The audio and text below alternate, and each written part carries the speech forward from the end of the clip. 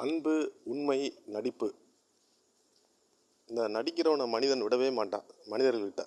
மனிதர்களிடம் எந்த ஒரு மனிதன் நடிக்கிறானோ அந்த மனிதனுக்கு தண்டனைகள் அதிபயங்கரமாக இருக்கும்.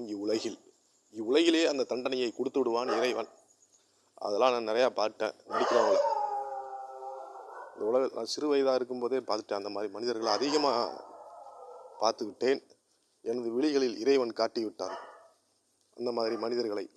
அவருடைய வாழ்க்கையெல்லாம் பார்த்துட்டீங்கன்னா நீங்களாம் யாரும் பார்த்துருக்க மாட்டீங்க. நான் பார்த்துருக்கேன். ரொம்ப கொடூரமாக இருக்கும்.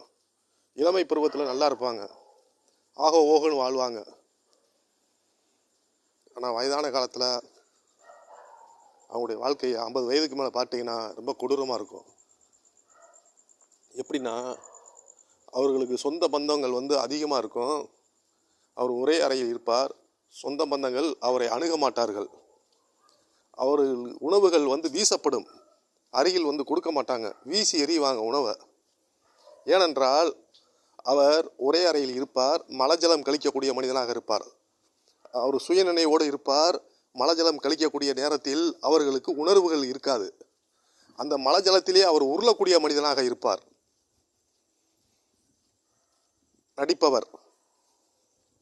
மருத்துவர் அந்த மனிதரை அணுக மாட்டார். துர்நாற்றம் பிடித்த மனிதராக அந்த நடிப்பவர் இருப்பார். மருத்துவர் அந்த மனிதரை அணுக தயங்குவார், முன்வர மாட்டார். பல நோய் நொடிகளில் அவதிப்படுவார் நடிப்பவர். அவருடைய இறுதி காலம் ரொம்ப கொடூரமாக இருக்கும்.